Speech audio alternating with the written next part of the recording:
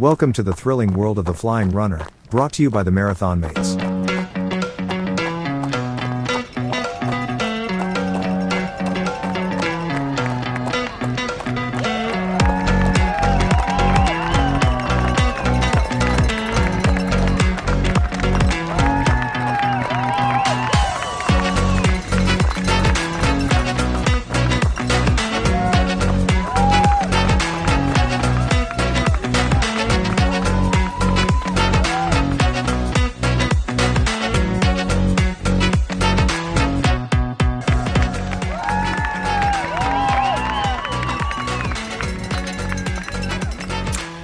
Hey there, it's Tony here, and welcome to episode 26 of the Flying RuNR Podcast. It's Boxing Day today here in Australia, and I'm flying solo to bring you this episode over the Christmas break. And I'm going to share some snippets of gold that we've had from our amazing guests who have joined us in the very first year of our podcast. Yes, during this episode, you will hear 6-star stories from Frew, MariMar Walton, and Sarah Coltrono. There's some great tips coming down at you during this episode from Kim Tudgeman, Ayesha Rassak, Joel Etherington, Sarah Jane Hipwell, Wayne Cooley, and Kaye Maas. Along the way, you're also going to hear from Michael Walton, the race director from the Australian Outback Marathon, and we get a real inside glimpse from Stephen Tudgman as we recap the very successful Sydney Marathon. I know that you are going to take so much away from this episode. I know that you are going to enjoy it. Are you ready to run? Let's go.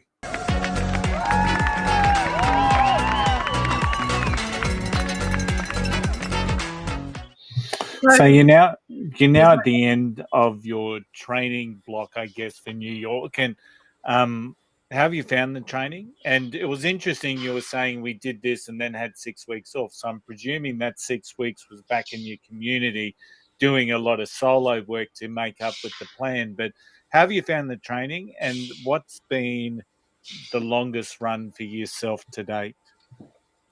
Yeah, the training's rough. Like, tell me about it. Every marathoner says that. Yeah, the training ain't easy. Yep. I don't even think it's fun. You contemplate every life choice when you're doing the marathon training. Oh yeah, everything comes. I remember I was doing my longest run is my 30K, and when I was doing it in Alice Springs, man, my head was just going so stupid. Like, I'm running, and we all know what the brick wall is, and I ended up hitting mine at like 20, maybe 25, 26 Ks, and it was funny because I'm in the squad. I'm pretty good runner. Like, I'm at the front, and then this one lad, Jabashin, just comes out of nowhere, and he's one of my brothers. I love that fellow, and he's just like really just, I could hear him behind me, and I just kept looking back, and getting into my own head, and he's just barking me, Joe, I can smell you, I'm coming for you. And all I'm doing is laughing it off and just like, come on, bro, shut your mouth, boy. And then he got into my head, and I think that's the worst. Like, I think that's one of your most powerful things. Like, what can make or break you? That can tell you to stop, and you'll stop. And I was getting into my head. I had like we got one of them like things you put around your waist to put like those little things in that you squeeze into your mouth and that. Oh, the gels, yeah, the gels. And then I was like thinking in my head like, oh, this is getting heavy. It's weighing me down. It's slowing me down. I'm thinking, Carl, what are you doing to yourself? And then ends up, I was hitting a brick wall, and it was just from there. It was pretty rough.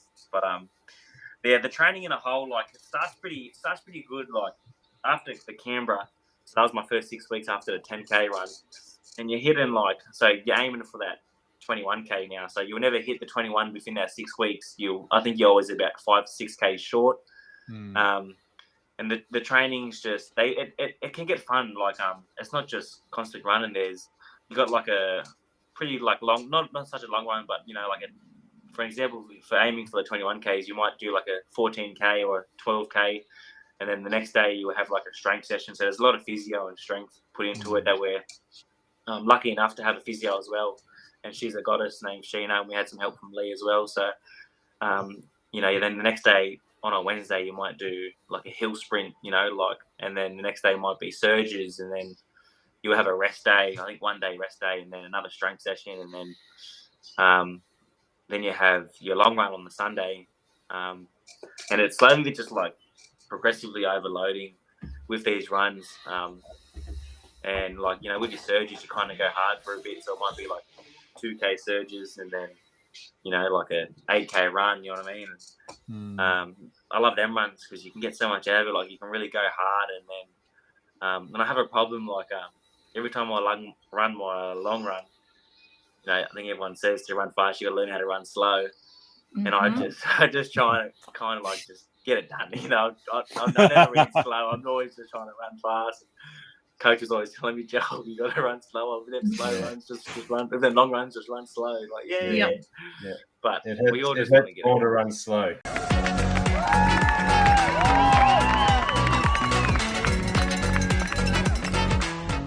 Yeah, I think in terms of training, you know the saying they say it takes a village to raise a family. You know, I say that it takes an amazing community to train for marathons. So being new to Brisbane, both the In Training Running Club and Brisbane Road Runners have really welcomed me into their communities, and you know I'm really grateful for the support and encouragement they've given me. So I think it's about surrounding yourself with you know, like-minded people and people who can encourage you on those days where you don't feel like going for a run. And they've also got lots of people with different abilities and capabilities. So you can always find someone who's going to keep you company, whether you want to run a fast day or a slow day. So that's really awesome. And during a race and marathon, I normally take my headphones with me, and there's times where I just need to focus and dig deep. I do put my headphones in and listen to my favorite 80s music. Maybe that's why I'm smiling. And you know, I count 10 songs, and 10 songs can normally, you know, get me sort of 7.5 to 8Ks, and just gets me through those shouldn't say dark moments, but those tough moments. Sometimes they can get dark as well when you get into your own thoughts. But yeah, music really helps me.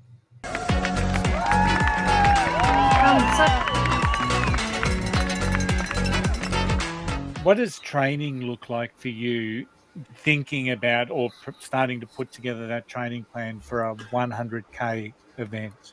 Yeah, that will require different training to what I'm doing now. So a 50K will be a training run.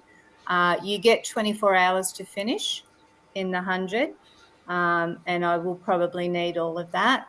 And it'll come down to training Jed too, because I will need him at the checkpoints for me with my drop bags, fresh shoes, socks.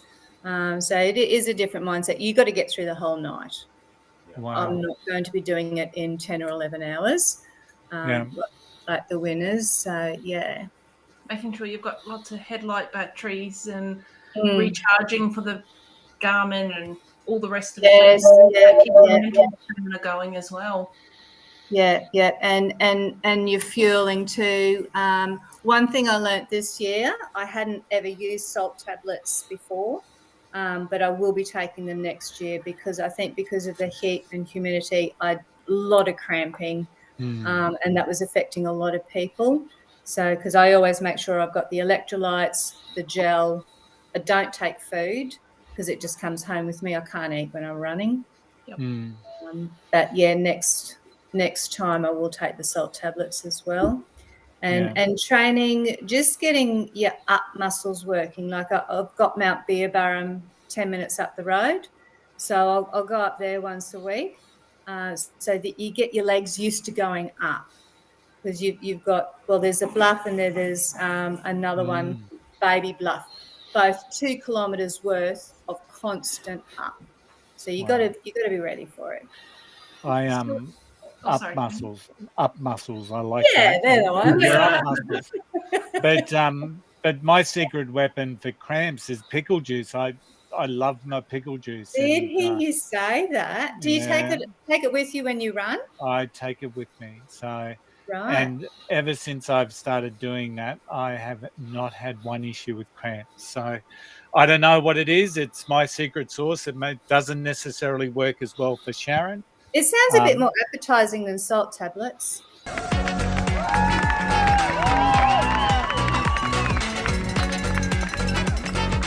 We all have moments when things get tough and we need to find some motivation along the way. How do you motivate yourself when you're running in a race or when you're training to keep going, to keep getting to the end? What sort of tips do you recommend or do you use? Well, Tara, I'm a big fan of the walking, but not in the race, in the training. If training gets tough, I don't have a problem with walking. I just think time on legs, no matter how I'm doing it, is pretty good. And I'm not a total kilometre junkie. I prefer to just be consistent with my training and, you know, one longish run, a few short, faster ones. And if I don't get the long run in, I sometimes look at it this way. I can hurt for lots of weekends. I can just hurt on one day. Yeah. Sometimes I opt for just hurting on one day. I'm with you. And then I'm not real happy with myself. 100% with you on that one, Kim. It's you've got to just listen to that body. You know you're going to get through that marathon on the day. It's not your first one. You've just got to listen and do what's right for you. And time on legs is my motto as well. So 100%. Time on legs and pickle juice. Pickle juice. Anything they want to hand me, I'm trying it. Seriously, I will try anything. But see, I guess the background for me is endurance stuff. So I know I'm pretty okay with the endurance stuff. It's just, is the body going to hold together? I play lots of little mind games. I split the race up into 6 lots of 7, and I throw away pretend scrunchies every 7 Ks or all these other little mental games that I have. When I get to 37, having done a lot of triathlons, I say to myself, you've got off a bike at feeling like this and you've got off a bike feeling worse than this and had to run 5 kilometres. So that's what I kind of say to myself at 37. You know you can get through this.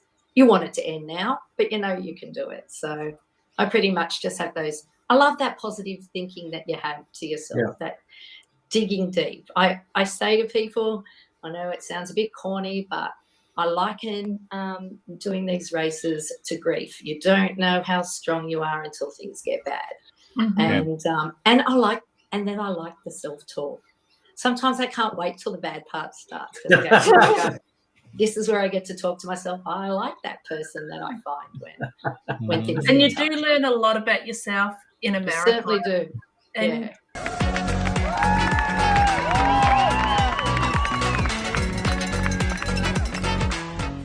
in training, when I have had a tough training session, in a strange sort of way, I kind of like it. And it's because it makes you stronger. And you realize that if every day when you go out there to train, you come home and you think, wow, that was pretty cool. That was easy. That was fun. That was enjoyable. But what if you have a tough day out on the course on race day? You know, so I think it's a positive thing that you do have tough days. Out on the course. Look, this year it was brutal. You know, we had 43 degrees in the shade. The evenings didn't get much below 24 degrees, which is again unheard of. It's it was unseasonably warm. You know, normally I would be at nighttime be in my sleeping bag, all cuddled up, you know, with socks and beanies and whatnot. This year I was lying on top of my sleeping bag, and even then the heat from the sleeping bag was making me too warm, so I had to take the sleeping bag off completely and just sleep on my mat. But look, it was so extreme that there were times when I did question myself whether I would finish, and only because we had huge dropouts. This year we lost 30% of our people from Australia and New Zealand. And look, you know, you just have to dig deep. The one mistake that I made this year, which I didn't do so much in previous years, and I think because of the extreme weather, was that all I can think about was, oh my gosh, I still have another 20 Ks to go today. Oh my gosh, what about the 90-kilometre day on day 4? You know, how am I going to get through that? And what I'd forgotten to do was I forgot to be in the moment. I forgot to say to myself, MariMar, just get through where you are right this very moment and just take each step at a time and you'll get there eventually.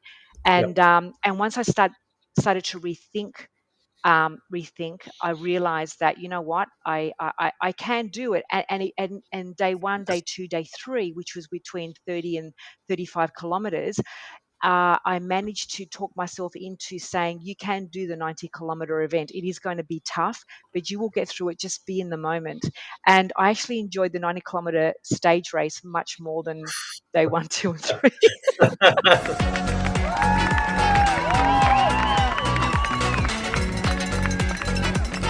Why did you get into running, and why? Why did I get into running? So as you know, MariMar is my wife. Yes. When we very first met, I didn't do, well, anything really. And I think that my head got bigger than my feet. So I just tried to be all impressive and went for a run, tried to do the city to surf, and suddenly realized, that one of us in the family is a really good runner and the other one's called Michael. But I got hooked. So we did the city to surf one year, and then I did the Sydney Half Marathon another year, and just snowballed from there. Yeah. So I had done no running till I was in my early 30s at all. I'd never run. Yeah. So, but you finish your first race, and once you do the first one, you swear you'll never run again, right up until the point where you enter the next one. Yeah. I think I've quoted that to you many times after a marathon, actually. Yeah. I'm never doing it, he says, at the start line. Yeah. We all have our favourite events, Michael. We have fond memories of some, but we all seem to be able to say this one has been my favourite. So what's been your favourite? I get asked this a lot, as you can imagine. I have two answers. The politically correct answer is my favourite race is any one that I finish. I've never not finished. So I've been very, very lucky. I've never had to DNF. The marathon that I ran that I think I had the best time in, MariMar and I did the Great Tibetan Marathon, which is up on far north India in the Tibetan Plateau. It's about 4 kilometers up. Oh, nice. And if I'm brutally honest, I'm not one that trains a whole heap, but I really trained for that race. I really trained. I did the right dietary things. I had all the right food. I wasn't drinking. I was very well hydrated. We went up there and we spent enough time acclimatizing. I still did 5 hours in the race, or 5 hours and 10 minutes, I think. But I felt fantastic all the way through. We were running down the Indus Valley. The most beautiful, beautiful place. We went camping for a few days when we were up there. So the whole experience of being up there was just amazing, and I would love to go back.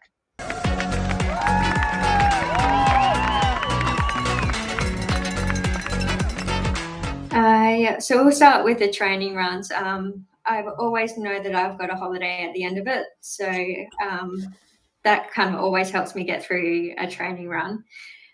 In terms of race day, the way I structure my playlist is one person that I dedicate the mile to and 3 songs. So I've got, that's how I work my way through the marathon. It's just focus on that 1 mile that I dedicate to friends and family. And those 3 songs just help me get through that mile. Okay, so you pre-program your playlist beforehand. Yeah, I do. You want to hear, and then the ones you want to dedicate to people that you're aware of back home that have helped you get to where you need to go. Yeah. Okay, that's pretty cool. Yeah, that's a great idea. That sounds far too organised for me, Sarah. But I'm sure that there are going to be people listening to that say, "Wow, I need to do that," because there's a lot of sense in that. So.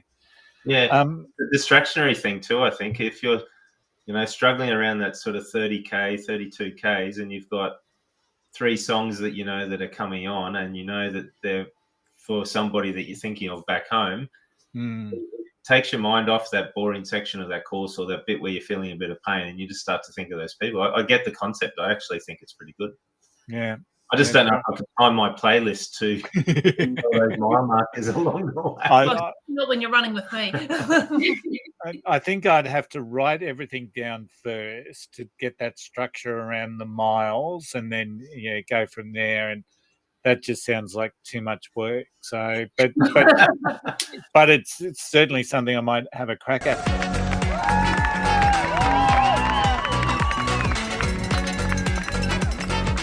So, Steve, let's get your opinion now and your thoughts around what you've just been through with the Sydney Marathon. To us, it felt like it had a real feel and a vibe that we've had before in World Majors. How did it feel being involved as much as you were? Did it feel like a major? Yes. And like you, for many, many months leading up to yesterday, it felt like something special was happening. And I do have to disclose that I do know the race director, Wayne Larden. I used to work with Wayne back in the early 2000s when we were working in a big financial services company. And I've stayed in touch with Wayne a lot of the years. And so for probably the last 12 months, I've been regularly touching base and saying, look, how are we going with numbers, particularly since it was announced that we were going to be one of the candidate events for the Abbott's World Majors. And what clear to me is Wayne had a very clear vision around what he wanted to do to be able to put forward the race in a way that put our best foot forward yesterday. So it certainly felt like it from the outside, but it equally felt like it from inside the race. For me, I spoke to Wayne about 2 weeks ago and I said, look, how are we travelling? I was monitoring how we were going with the numbers. And when he sort of pointed out that we needed the 15,000 to finish, I said, look, is there something I can do? I'm happy to, be at the back of the pack. So he put me in touch with Simon, who organised the pacing crew. And before I knew it, I was a pacer and I was one of the sweepers yesterday. First time ever as a sweeper, and it was an enormous amount of fun. It gave me an opportunity both yesterday and at the expo, which started on Thursday, the opportunity to see what the race felt like from within, being part of, the crew, the volunteers, the many thousands of volunteers who made yesterday so successful. For me, probably one of the touchstones was the number of international athletes I met who had come out to race. And I haven't looked at what the field was based on the published stats, but it just felt like a major where so many people had travelled from the other side of the world. I'd met a young girl who'd flown in from Belgium that morning, on Thursday morning. There was a lot of people from the States. Probably half the people I spoke to had come in or were, there was a young girl from Mexico living here in Australia. So it really felt like that international feel. It wasn't just a group of Aussies from different states and territories that had, turned up to do the race. There was a genuine feel about it from the number of people who had travelled from far and wide to come here. That was probably the first point for me. The second was, again, talking to, particularly on Thursday, talking to the athletes around what their expectations were. And there was a real mixture of people who were experienced, and there was a lot of first-timers who'd come to step up to do their race. And again, it had a feel about it that they, particularly the first-timers, there was something special about Sydney that the reason why they had signed up to do the race. So all of the marketing, all of the advertisements, all of the things that Wayne and the team had been doing to promote the event had caught the attention of people who were willing to part with their hard-earned cash to fly from one side of the world to the other to actually come and participate in Sydney.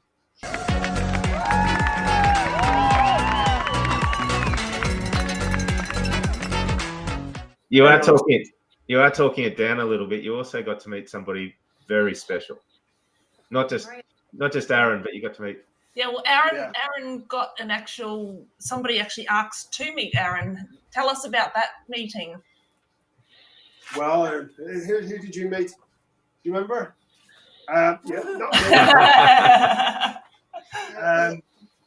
Well, there's a bit of a story behind that because we were actually that meeting very nearly didn't happen. I'll build it up slightly. We had the trailer, as I said. We had problems that morning at the hotel with the trailer, with no lights. The lights just went. We had a huge storm as we arrived in London the day before, which knocked out all the lights on our trailer, and we had to be down there pretty early. Our hotel about 6 miles, long story short, we literally left with 2 minutes to spare. We managed to get some lights working. We got there we left with 2 minutes to spare. When we got there, do you remember Yeah, we almost called it and said, we can't go. We can't go. This isn't going to happen. We come all this way and we can't go. Because they start to close the roads, as you know. We have to go a certain way. Anyway, we got to where we needed to be, but we were very late getting there. We sorted the trailer out, all that, and we headed up to hospitality. We're lucky enough that we were able to go through hospitality. So just where the start line of the marathon is, they close that off pretty early, and that's the only way we can get through. And that's in front of the start line, in front of the runners. Literally at the start line. And we got there and it was closed. And of course, cold sweat ensues. How are we going to get? We don't know. How do we get any? Because it's a maze. And we have the chair. So, but the guy was so kind. He pulled the gate back and he said, "Get across quick." So we legged it across the road. And we got in, and by this stage we were very flustered. We managed to get ourselves into the hospitality, into the corner. There's so many people in there, and there's a lot of noise. And now, what do you point? Aaron's pointing at his pictures up on the wall. Got lots of pictures. And there's a lot of noise in hospitality. And we were a bit flustered because we had to get our drop bags sorted. We had to take some fuel on board, get various things do with what we normally do with Aaron. And one of the London Marathon organisers came over and said to me, Eliud Kipchoge has heard about your story and he's just outside. Would you like to meet him? And it's like, well, you don't need to ask me twice. So said, no, I'll give it a miss today. Yeah. And he come back and tell him, no. And Sandy couldn't quite hear what they had said. And we had said before we went in, we're not doing any radio interviews or anything like that because we've got to get ready. We're running behind and all this. So I said to Sandy, we've got to go outside. And of course, Sandy said, we're not doing any interviews. We're not doing. I was getting annoyed with him because I was trying to. And I turned around and I said, no, we are going outside. And it was literally, we turned around, we went outside. Eliud was stood there. And Sandy was like, that moment. And we were lucky enough. He'd heard our story and he wanted to have a chat with us. And we were lucky we got a few minutes with him, and it was really all so surreal and a bit of a blur. It was not long after he'd run Berlin, and we congratulated him on Berlin, and we said we'd watched it at home, and he gave us some of his wristbands with his No Human is Limited wristbands from his time when he was up to, which we wore and really gave us inspiration during the race. And this guy gave him the biggest hug. And he was so nice about it. He was just so down to earth, wasn't he? He didn't make strange at all. He just gave Aaron a really nice hug, and we got a fantastic picture of it. So, which is up on Aaron's wall. But yeah, it was just, it really was like, we went back into hospitality, and we were like, did that just happen?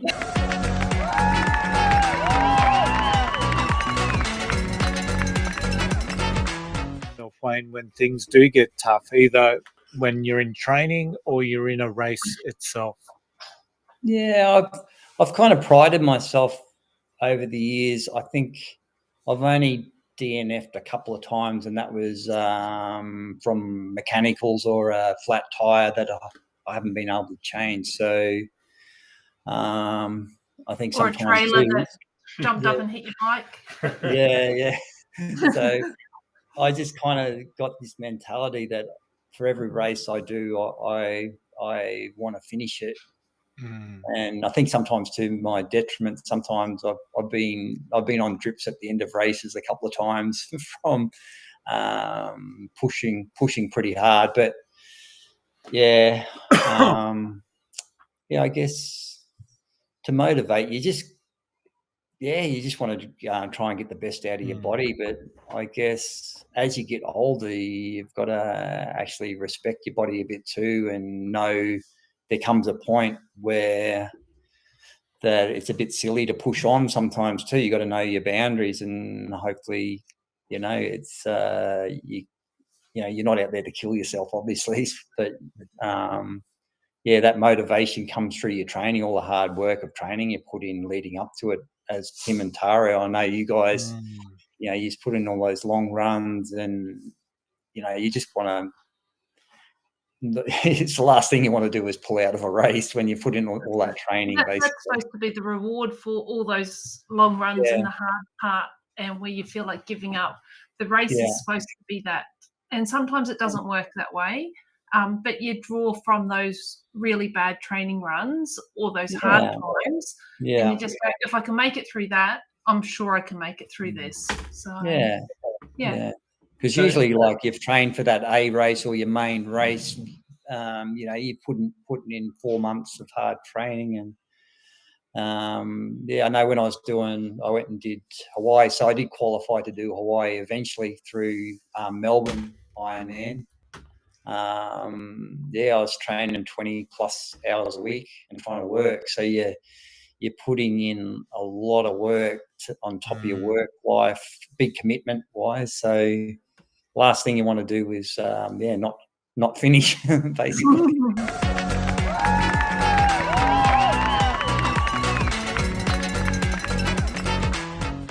Oh, shit. And they get tough, all right. All marathons are tough.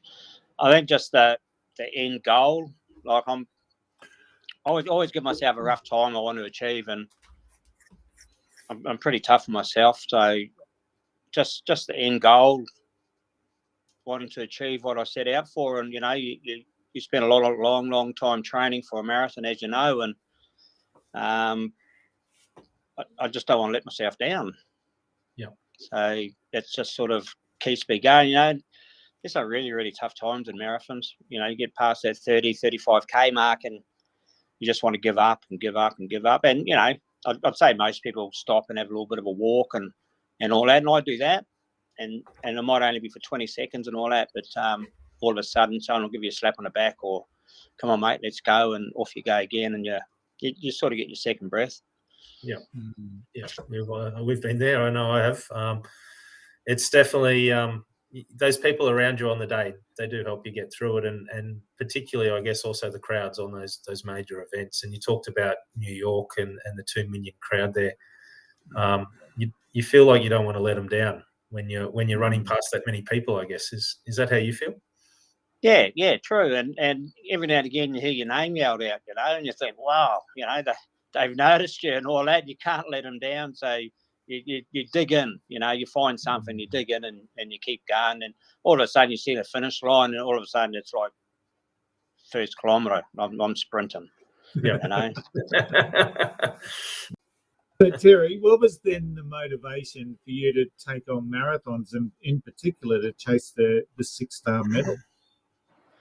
Oh shit, it's I don't know. I'm pretty goal driven on that, and as I said before, I started off on a 10K, and then progressed to half a marathon, and then I thought I'd try a marathon out, and I think everyone will say the same. I'm never going to do another one. 2 weeks later, I'm thinking I can do another one, and I had no idea what the 6-star was. A good friend of mine, and him, John Sellers, wanted me to go to New York with him. So we decided to do New York. And while I was over there, I saw the 6-star thing. I thought, what's this? And I thought to myself, right, that's my next goal. And I achieved that this year. Did it take you to go on that 6-star journey to achieve the 6-star? The first 3 I did in like 11 and a half months. And then, of course, I had COVID, stuffed everything up. And so there's nothing for a couple of years. And then I did the last 3 in 10 and a half months. So, but all up about 4.5 years. Okay. And do you want to just quickly recap your thoughts, I guess, on each of those races? So you started off with New York. You just mentioned that briefly. What was your experience of the course and the race itself? Oh, look, like I said before, I can't beat New York. It's just amazing. The course, I loved the course. I didn't like Fifth Ave much coming up towards the end because it's just a slow, steady grind. Yep. But apart from that, the rest of the course was just simply amazing. Yep. And then after that, I did Berlin. Got a PB in Berlin, so I was pretty happy with that. The course was all right. It was miserable, just drizzled the whole time. So pretty cold when I finished that one. 2 weeks later, I did Chicago. I didn't quite get my goal time in Berlin, so I thought I was going to go all out in Chicago. Yeah, that didn't go too well either, but that course was okay, but the roads are pretty rough in Chicago, a lot of potholes, and so be careful if you're going to do Chicago. Yeah. And then we had COVID and all that, and what was next? I did Boston. Yep. Boston, I wasn't a great fan of Boston. I'm going to go back and do that one again because it's the only one I didn't do under 4 hours, so I was a little bit cautious in my training. But yeah, look, Boston's Boston. I love Boston City itself. I think it's an amazing place. The course, starting out in the country and coming in, like you don't get the same crowd effect unless probably the last 10 Ks when you head into the city and all that. And then once you hit the old set go sign, the crowds go crazy and all that sort of stuff. So the school's called, but that's early on in the race. The old screaming girls screaming out everywhere and all that. So, that's the case. And then you hit the series of hills, Heartbreak Hill being the last one there. It's pretty tough going there as well. But, the course is okay. But, it's you get a little bit lost sometimes when you haven't got the crowds cheering you on and all that sort of stuff. And then after that, went to London. You were there. I think you were both there, weren't you? In London? Yeah, we both were, yeah. Look, London was just simply amazing too. I love the city and all that. The course, loved the course. A lot of landmarks there, running over the Tower Bridge and past Big Ben and all that sort of, it's pretty special times there as well. And then, of course, this year I did the Tokyo 6-star in Tokyo with my family there and you there as well. And it was just a pretty special moment, that one as well.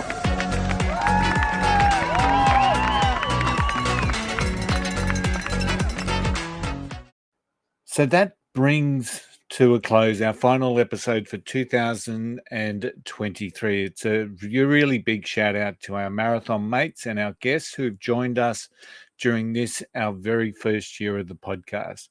A big thank you, of course, to Tim and Tara Ellis from Team Ellis, who I love catching up with most Monday nights so that we can talk running and somehow put it into a podcast and bring it to life and share it with the world. For us, it's a lot of fun, and I hope that you enjoy what we do as well.